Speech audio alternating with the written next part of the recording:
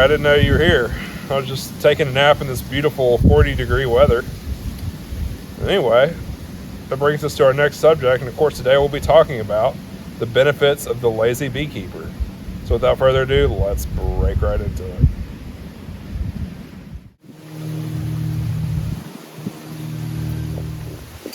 Good afternoon, beekeepers and bee enthusiasts. How you doing? It's another great day at the farm. We're hanging out. It's windy outside. It's about 40 degrees. It is sunny, but we're just hanging out, having a good time. And of course, today we want to talk about, what can we do to have a laid-back approach to beekeeping while still allowing the bees to be healthy, happy, and good to go. There's three things we're going to be talking about today that if you can adopt as policies in your apiary, that your bees are going to be a lot healthier, but also it's going to mean a lot less work for you as a beekeeper. So without further ado, let's break right into it. So what are some policies we can adopt to have a laid-back approach to beekeeping? Well, the first big thing we'll talk about is, of course, feeding. Now, a lot of traditional styles teach us that we need to be feeding spring, summer, and fall all the time. You need to feed prior to the winter. You need to feed during the winter. You need to feed after the winter. You just got to be feeding all the time. And if you don't feed, your bees are going to starve. They're not going to make it. So, you got to be pumping them up with sugar water and dried sugar. And yeah, so, of course, what do we do here as natural beekeepers? Well, at SecureAcresNaturalBees, we started a few years ago by feeding just plain honey to our honeybees. But after about a year or two of doing that, we said, what would happen if we just didn't feed our bees? Like, if we didn't feed our bees, would they all die? Like, what would happen? So we, starting about 2 years ago, we just stopped feeding our bees altogether.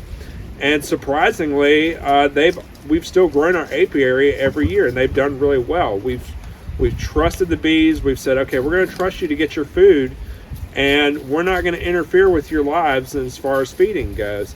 And our apiary has grown every year since. So, not feeding, it means a lot less work for you, but also you'd be surprised what your bees can do on their own. They can actually survive and thrive, and they, just like they do in the wilderness, they can collect enough honey stores for them to survive throughout the winter time. So yeah, if you can get away from the feeding, all the time, it's going to mean a lot less work for you. It'll actually be healthy for your honeybees, and it's a lot more laid-back approach.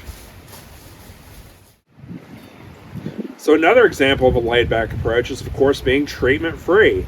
We hear from a lot of people that we got to treat our bees nowadays, and we got to be putting treatment into them and medicating them all throughout the year. Mite strips, oxalic acid, the whole 9 yards. And if you don't treat, the bees just can't survive. Bees today cannot survive without treatments. And so you've always got to be treating your bees. Well, we found out in 2019 that basically you can get away with being treatment free. And not only did we find out for ourselves, but we've found quite a community of treatment free beekeepers around the world. And they do the same thing. They don't interfere with their hives. They let their bees be bees, and they keep the medications out, and their bees do fine and our bees do fine. It really surprised us because we were really scared that first year, like, whoa, what if we don't treat? Like, what's going to happen? And the bees ended up being just fine. So if you can keep from treating all throughout the year and, all whenever, it's going to be a lot less work for you, and your bees will actually still be pretty healthy, and you will definitely have more time to relax. So the last thing we'll talk about is, of course, letting the bees be bees and not interfering with them all the time, all throughout the year.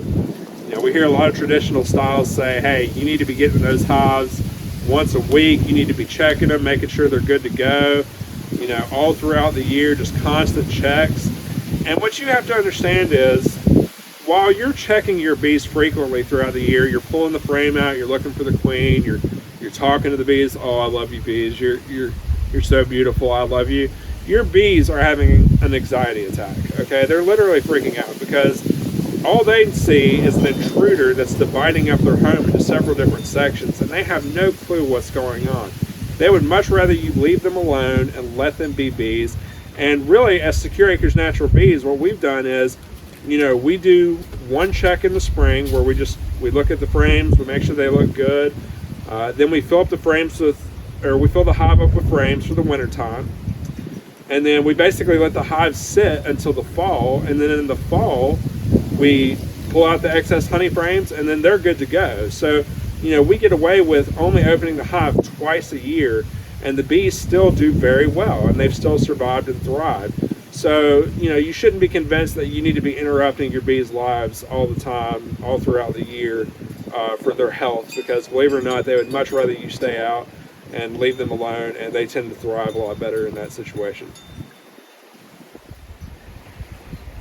So that about wraps it up. If you could follow those 3 pointers, you know, not feeding, being treatment free, only going in your hives when absolutely necessary, if you could follow those 3 things, it's going to be a lot less work for you, and it's going to be a lot healthier for the bees, and the bees will thank you for it. They'll make some pretty good honey.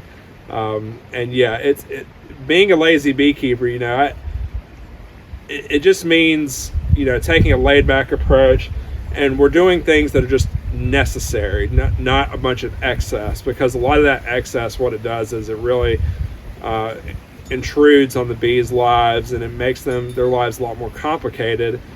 And, you know, really, if we just take a simple approach to things, the bees tend to do a lot better. So we hope you enjoyed this video, and until next time, we'll see you soon.